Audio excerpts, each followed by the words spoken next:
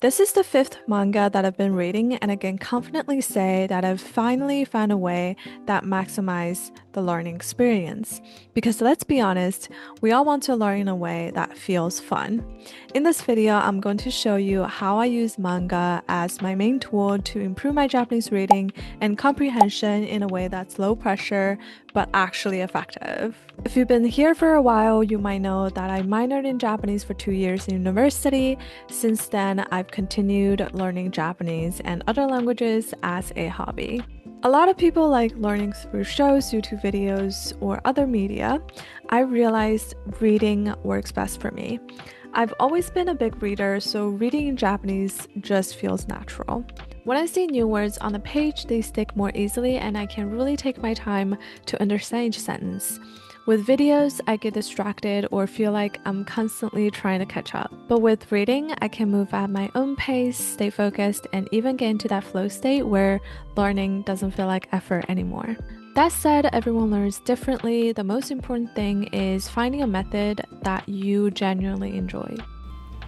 This is what I've been reading. I chose JoJo's Bizarre Adventure because it has been around for decades, so there are plenty of volumes to read without running out. It has an anime adaptation, which makes it easy to practice both reading and listening. I got into Japanese through anime like many others, but anime isn't always the best learning tool. With fast dialogue and lots of action, it's easy to miss words or hear them incorrectly.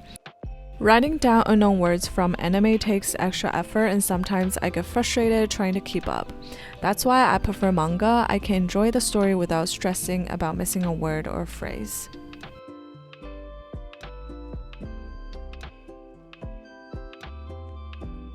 I usually read without looking up words at first. The visuals help me guess meanings very easily. This keeps me focused on the story and prevents frustration from stopping every few sentences.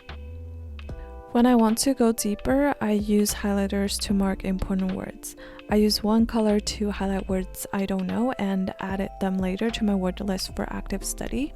Then I use another color to highlight frequently appearing words. They are often words that are essential for everyday Japanese. The reason why I use highlighters is because I want to read more intentionally. After finishing a chapter, I transfer these words to my dedicated Japanese vocabulary notebook. It comes very handy and I review it regularly to reinforce memory.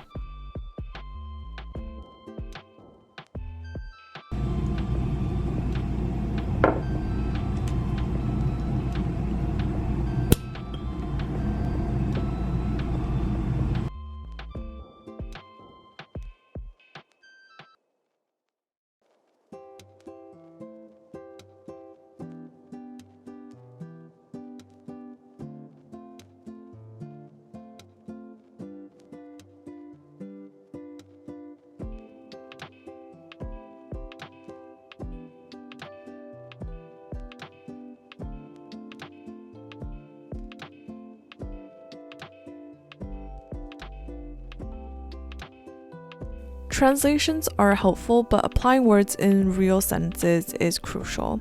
I write example sentences for each new word, so I learn how to actually use. Scheduling regular reviews also helps vocabulary stick faster, and it is something I need to improve in my routine.